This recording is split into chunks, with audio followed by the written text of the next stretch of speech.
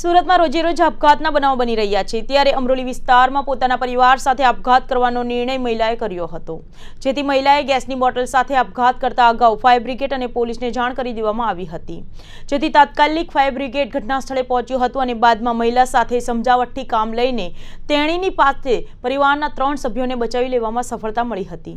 અમરોલી વિસ્તારમાં આવેલી રેસિડેન્સીમાં મહિલાએ ગેસ સિલિન્ડરથી આપઘાતનો પ્રયાસ કર્યો હતો, જેમાં પાડોશીઓ એકઠા થઈ ગયા હતા। પોલીસને અને ફાયર બ્રિગેડને જાણ કરવામાં આવી હતી। ઘરમાં 45 વર્ષની મહિલા, તેની પુત્રી સહિતના 3 વ્યક્તિ હાજર હતા। તેમના જીવનને જોખમ હતું, જેથી મહિલાને સમજાવવાનો પ્રયાસ સફળ રહ્યો હતો, જેથી દરવાજો ખોલીને તમામને રેસ્ક્યુ કરવામાં આવ્યા હતા। ફાયર બ્રિગેડના ઓફિસર હરેશ ભગવાકરે કહ્યું કે મહિલાનો પતિ ક્યાંય ચાલ્યો ગયો છે, જેને લઈને મહિલા આવેશમાં આવી ગઈ હતી। બાદમાં તેણીએ જીવન ટૂંકાવી લેવા માટે આ પગલું ભર્યાનો નિર્ણય કર્યો હતો। બાદમાં પોલીસ અને ફાયર બ્રિગેડે રેસ્ક્યુ કર્યું હતું। ગેસની બોટલ સુરક્ષિત સ્થળે મૂકી દીધી હતી અને બાદમાં મહિલાનું કાઉન્સેલિંગ કરવામાં આવ્યું હતું।